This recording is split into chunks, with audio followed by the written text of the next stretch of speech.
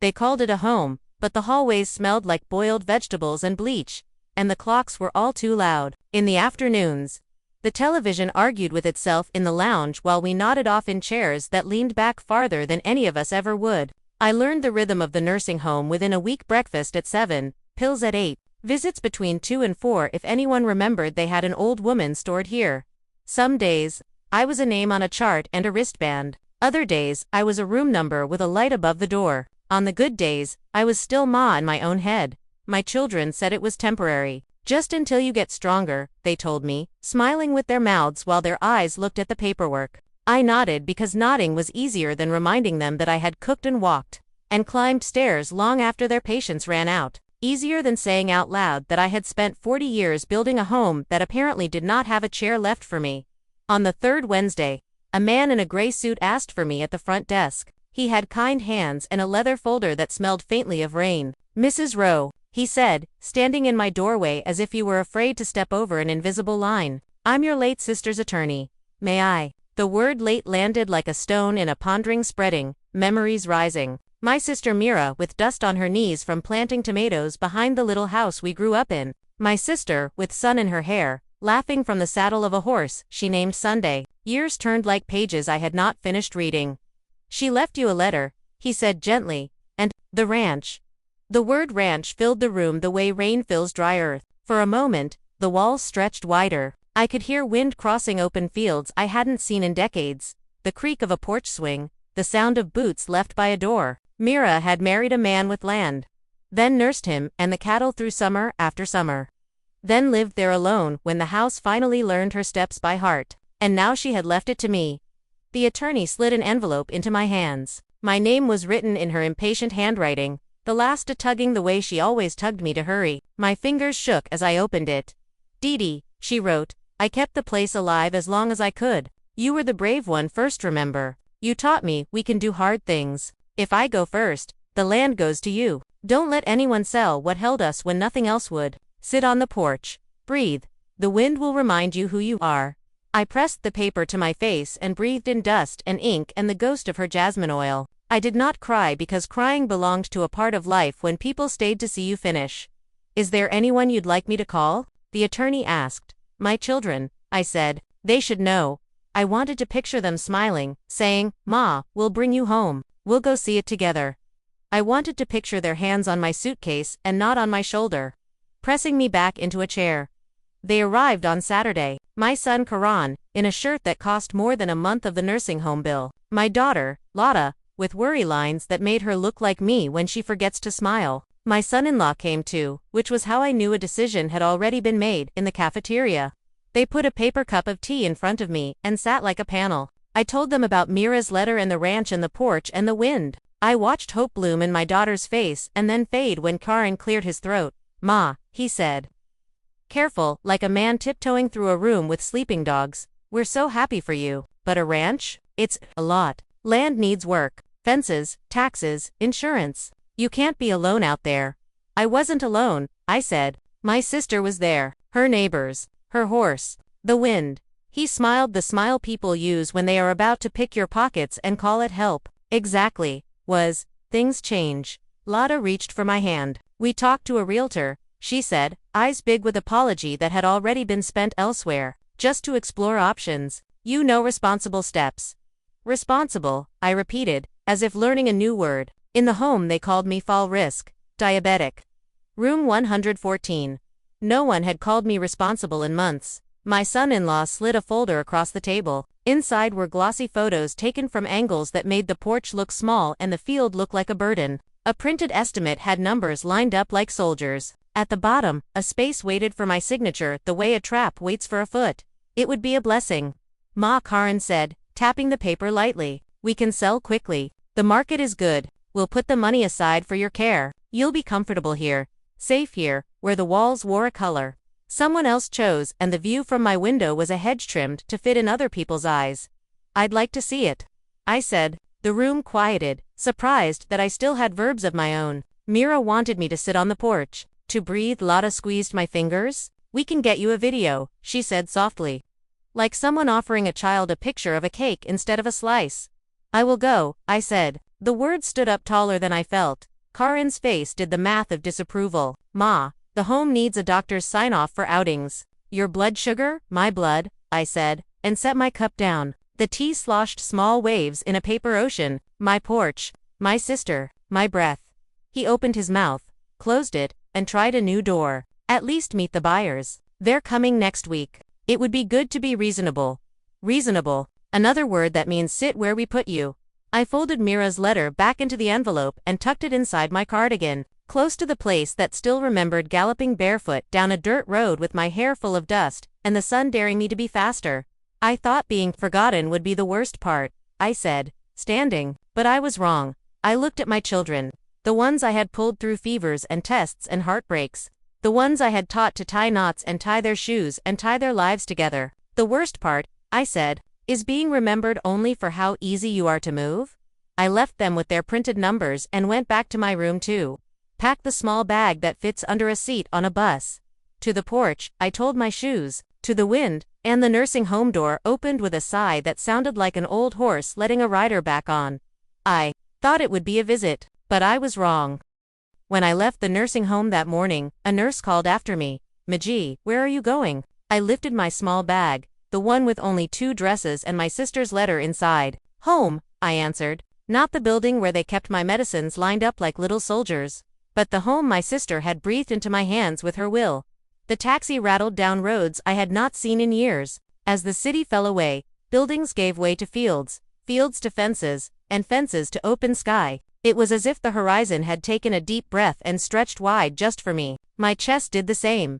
I pressed my palm against the window when the first line of the ranch came into view. Weathered wood, stubborn fences still standing after storms, and beyond them, the house small, tired, but waiting. Waiting the way only homes and dogs know how to wait. I thought of my sister, then. Mira with her quick laugh and quick hands, always planting, always mending. She had written me once, years ago, "The land keeps me alive. Didi, the soil listens when people don't." I had folded that letter, tucked it away, and told myself I would visit soon, but soon stretched into years, and then into never. Now the ranch was mine, though not by my effort but by her faith that I could hold what she once held. When I unlocked the door, the house breathed me in like I had never left. The floor creaked hello, the walls carried the faint perfume of her jasmine oil. And on the table near the window, I found a box of photographs. My sister's life in squares of paper. Her wedding, the first cow she bought, her standing with a shovel in one hand and a smile too wide for her face. At the bottom of the box was a picture of both of us as girls, standing barefoot in front of our father's mud hut. We had no shoes, but our smiles were as big as the sun. She had written on the back, "Remember, we were never too small to dream big." I sat with that photo until the shadows grew long. If this story touched your heart so far, please subscribe. It helps more people hear the forgotten voices of mothers and sisters like mine. The next morning, I rose before the sun. My hands remembered the rhythm of work, even if my bones argued. I swept the porch. First it was covered in dust, but beneath the dust was wood that still shone with a stubborn kind of strength. Then I walked the fence line. Some posts leaned like old men, but they were still standing, the way I was. Neighbors came by, curious. An old man with a wide hat tipped it low. "You, Mira's sister?" He asked. "Yes," I said. My voice carried both pride and apology. "Too late, but yes." He nodded. "She was tough as leather. That one. Kept the place alive by sheer will. Guess it runs in the family." I smiled then, a small smile that reached only halfway, but halfway was more than I had smiled in months. Later, in the quiet of the kitchen, I found her notebook. Inside were lists written in her hurried scrawl. Fences after monsoon. Call vet for Daisy. Plant tomatoes near well. On the last page she had written something not for chores, but for me. "Didi, if you're reading this, it means I am gone and you are here. Don't let them tell you you're too old, too weak, too small. The land does not care how many birthdays you've had. It only cares if you keep showing up. Keep showing up, Didi. That is all it asks." Tears blurred the ink, but I let them fall. The land, like grief, can absorb water. That evening, when I lit a small lamp on the porch, I felt almost whole. But the peace did not last long, because 2 days later, my children arrived with strangers. I heard them before I saw them. The crunch of tires on the gravel road, the slam of car doors, voices that carried the sharpness of decision already made. Through the porch screen, I watched as my son Corin stepped out first. adjusting his tie even though this was no place for ties. Behind him, Lotta trailed with her handbag clutched to her chest, her eyes darting everywhere except toward me. And then, two strangers emerge, clean shoes, polished smiles, the kind of people who look at land and see only numbers. Corin spotted me on the porch swing. His jaw tightened. "Ma," he said, walking toward me, his voice rehearsed and brisk. "We didn't expect you here." "I live here now," I replied simply. The swing creaked under me, steady as my breath. Lotta tried to smile. "Ma, you should have called. We would have helped you move your things back. It isn't safe for you here." "I am safer here than in any nursing home," I said, my hand resting on the wooden armrest polished by Mira's years of sitting. The strangers exchanged polite nods. One extended a hand. "Mrs. Rowe, I'm Mr. Deschmack. My wife and I are very interested in this property. Your children told us you're ready to sell." The words cut through the air like a blade. Ready to sell? As if I had signed something in my sleep. "I told no such thing," I said firmly. Corin cleared his throat, stepping between us. "Ma, we discussed this. The upkeep, the costs, the danger of you being alone. It's too much. You'll thank us later." "I heard you discuss," I corrected. I did not agree.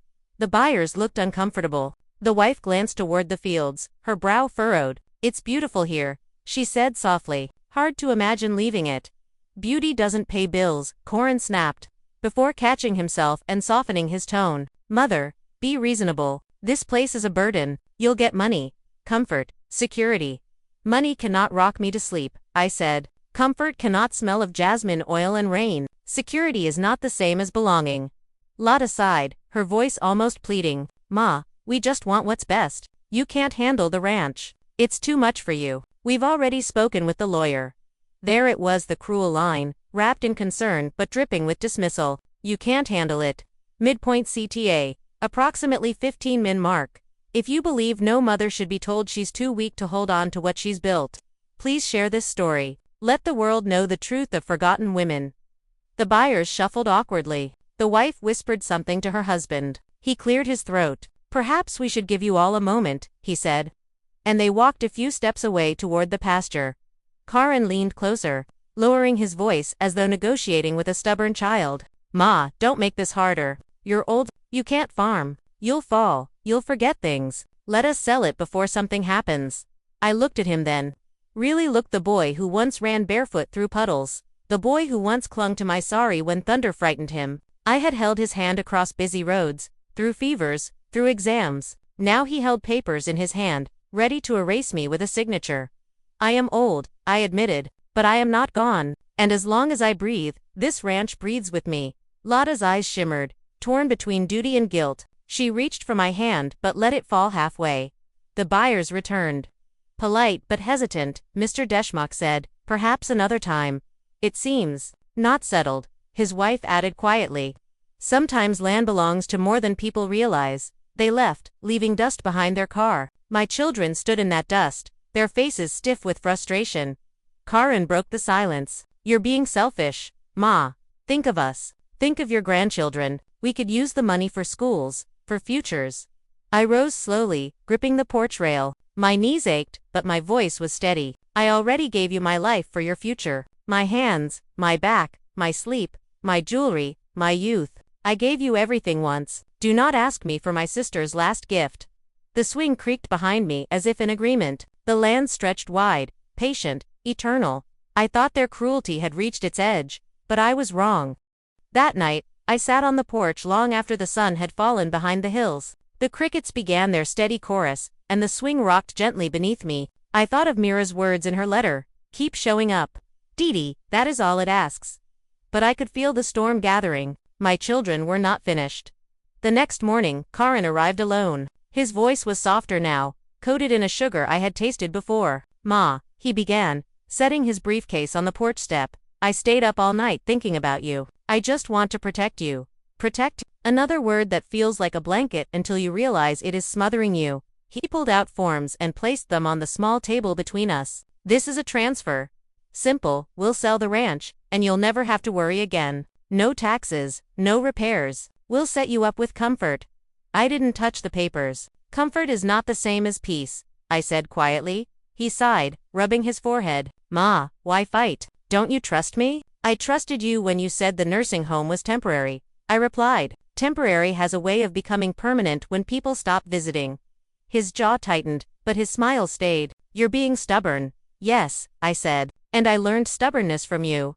Later that day, Lotta came. She didn't bring papers. She brought words. Ma, please, she whispered, sitting at my feet like she hadn't since she was a child. We need the money. You can't keep this place. People will laugh at you as seeing our mother is clinging to an old ranch she can't handle. Her words were sharper than Karen's papers. Not because they were cruel, but because they carried shame. She was ashamed of me, the woman who had fed her, clothed her, lifted her through every fall.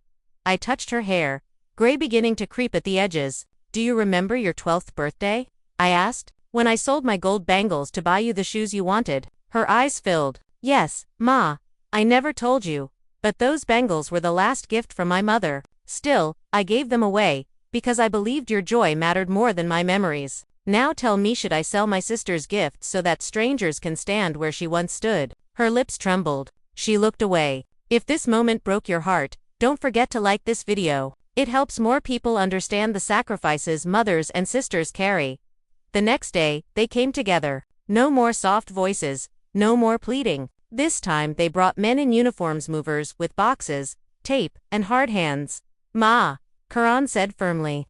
We're not asking anymore. This is for your safety. Please, don't resist. It will only hurt you more.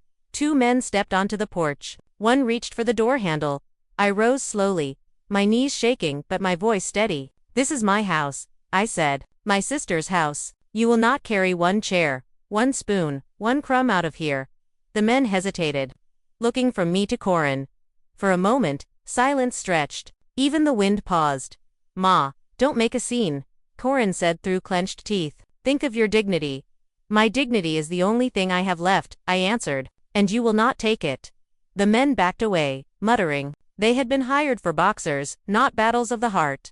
Karen's face burned red. Fine, he spat. If you won't sign, you'll regret it. We'll come back with the law. They left me there, the porch swing creaking under the weight of my stubbornness. But as I watched their car disappear in the dust, I whispered, Mira, I am still here. I am still showing up. I thought the storm had passed.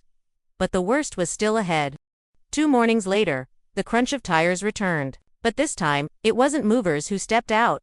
It was a man in a crisp suit with a leather folder under his arm. Behind him, my children followed, their faces hard with determination. The man adjusted his spectacles and introduced himself. Mrs. Rowe, I'm Mr. Sharma, representing your children. They've asked me to explain your legal options regarding this property. Options. The word tasted sour in my mouth. Options meant a choice. But only the choices others want you to see. He opened the folder and slid papers across the porch table. The property can be sold under joint consent. Your children have already signed their portions. If you sign here, we can finalize quickly. You'll be provided with financial care in a secure facility. I stared at the line, waiting for my name. My hand trembled, not from weakness but from rage, held too long. This is not your land, I said quietly. It is not theirs either. It is mine, given by my sister's love, her trust. I will not sell her memory. Karan stepped forward, frustration breaking through his polished tone. Ma, stop being sentimental. Land is money. Money is security. You think sitting here on a broken porch makes you safe. You could fall. You could starve. You could die out here alone. I would rather die here, I replied, than live surrounded by people who only see numbers where love once grew. The lawyer cleared his throat, uncomfortable. Mrs. Rowe, I understand your emotions. But practically, I cut in. I raised 2 children through hunger and storms. Practically, I sold my bangles to keep their stomachs full. Practically, I scrubbed floors until my knees cracked so they could wear clean uniforms. Do not speak to me of practicality, when my whole life has been one long sacrifice. Lotta's voice trembled. Ma, please, don't make this harder. We need this. The children need this. Don't you want to help us? I looked at her, my daughter, the child I had once carried on my hip through markets. The girl I had protected from harsh words. I have helped you all my life, but this time, I must help myself. Asterisk, if you believe no mother should be forced to sign away her dignity, please share this story so the world hears the truth. The lawyer shuffled his papers, embarrassed. Perhaps we should give Mrs. Rowe more time. He packed his folder quickly and retreated toward the car.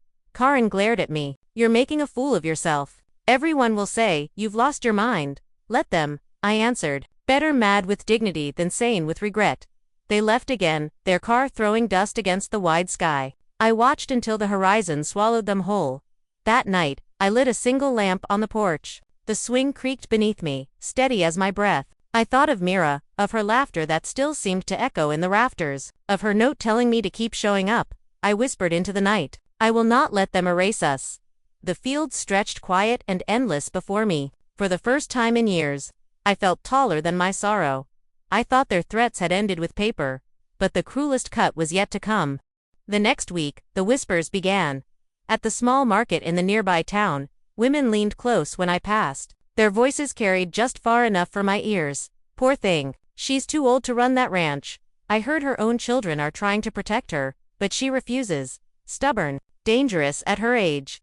Their pity felt heavier than their judgment. I walked with my head high, but inside, my heart ached, not because of strangers' tongues but because I knew whose voices had fed them. My children had not been able to move me with papers, so now they tried to move me with shame.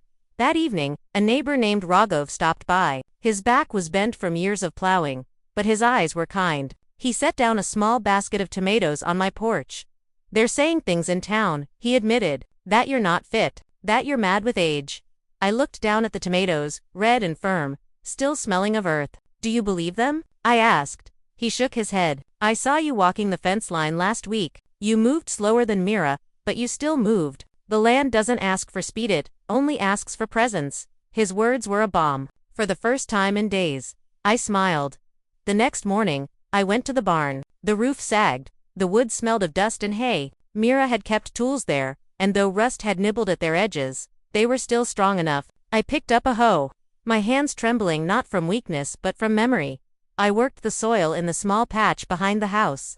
Planting the tomato seeds Raghav had given me, the ground gave way slowly, as if testing me, but it gave way all the same. My back screamed, my palms blistered, but when the first row was finished, I stood taller. The land had accepted me, just as it had once accepted her.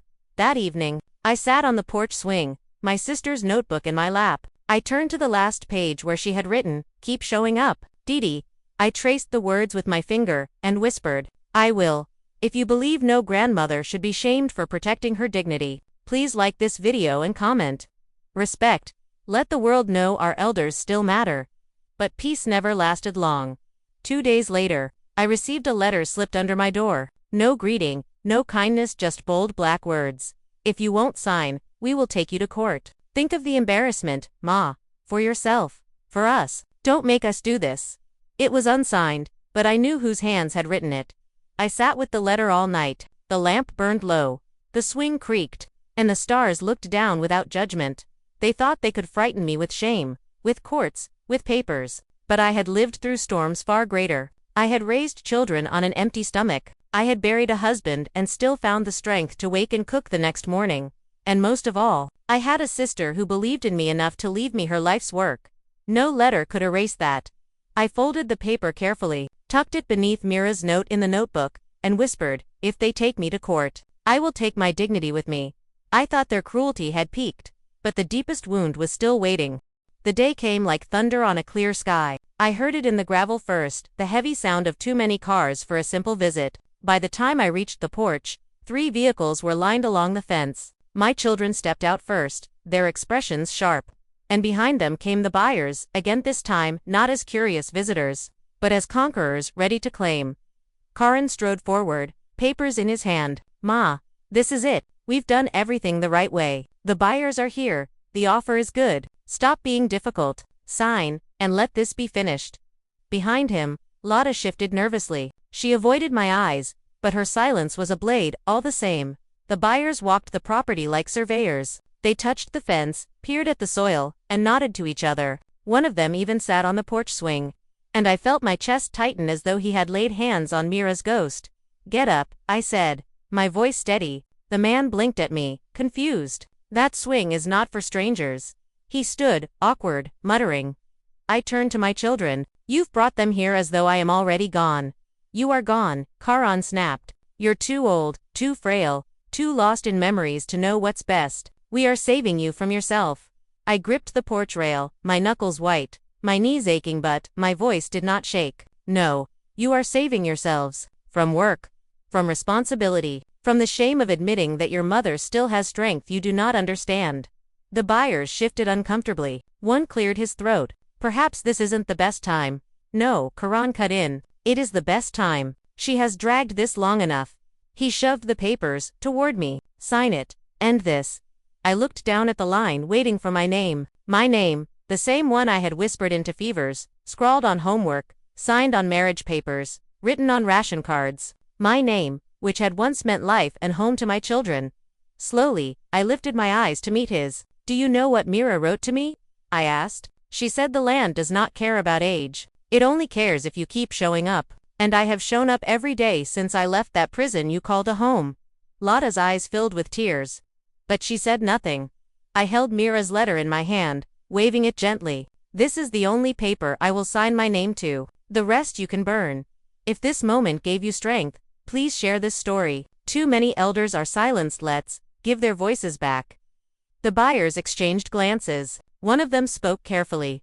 Mrs. Rowe, forgive us. We see now this is not just land. It is legacy. We want no part in tearing that away. And just like that, they turned, walked to their car, and drove off, leaving my children standing in their dust. Karan's face twisted with fury. You've humiliated us, he hissed. You've made us look like fools. I straightened my back as much as it would go. Better you look like fools today than I look like a ghost forever. For once, even the porch stayed silent, as though holding its breath with me. I thought they would shout, curse, push harder, but instead, they turned without another word. Karan slammed his car door. Lada followed, and their engines roared away, leaving me alone with the wind and the creak of the swing. I sat down, the letter in my lap, and let the silence fill the space they had tried so hard to empty. I had not won money. I had not won comfort, but I had kept dignity. I thought that was the end of the battle, but endings, like beginnings, are never so simple.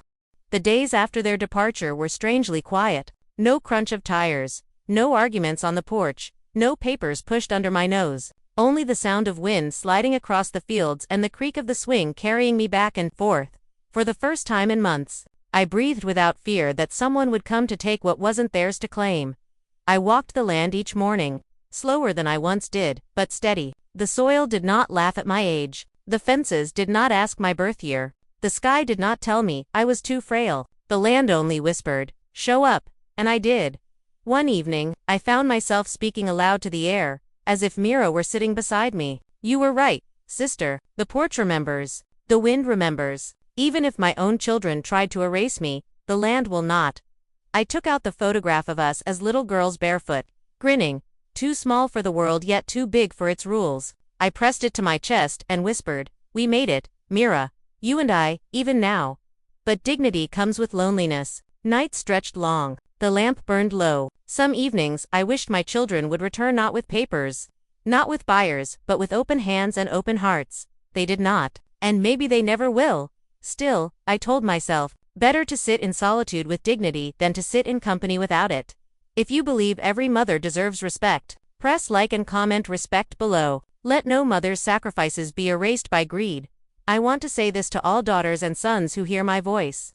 Your parents are not burdens. They are the roots that hold your branches upright. Do not cut those roots for quick gain. Do not sell the soil that fed you. Do not tell the hands that built your life that they are too weak to hold anything now. And to every mother, every grandmother listening, remember this. They may try to move you, silence you, erase you, but dignity is yours to claim. Stand where you must. Speak when you must. Keep showing up. The land, the home, the truth will remember you, even if they forget. That night, I sat on the porch swing, Mira's letter in my lap. The stars scattered across the sky like seeds waiting to take root. The wind rose and wrapped me in its arms. For the first time in years, I felt not like a burden, but like a woman who had kept her promise to her sister, to herself. I was forgotten once in a nursing home, but here, on this land, I was remembered. By the soil, by the sky, by the dignity that no one could take, and that was enough.